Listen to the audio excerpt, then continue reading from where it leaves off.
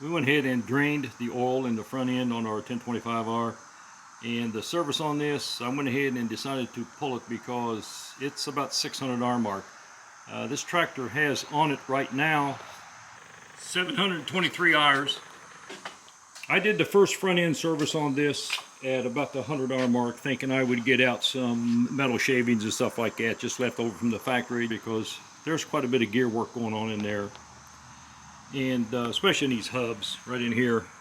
And you'll have a drain on the back of each hub. This is not a how-to video. There's a few of them. There's a few good ones on YouTube.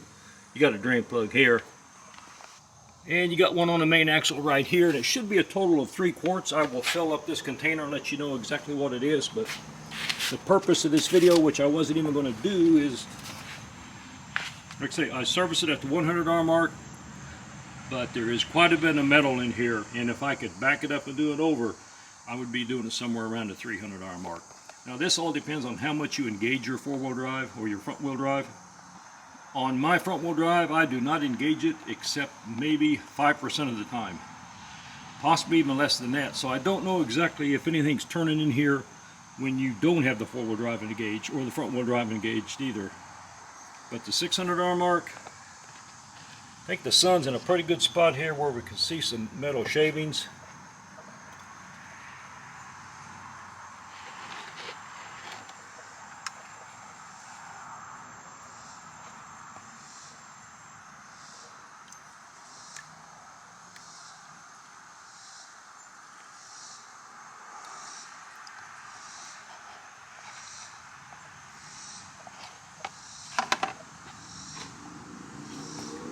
Quite a bit of metal. Reminds me of changing oil at the 30-minute and 1 hour mark on my Harbor Freight Predator engine.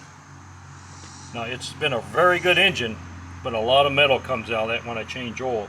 I'm hoping this shows up on the video. Now these containers were cleaned out prior to the changing the oil. I'm just moving the camera around here to give you different angles.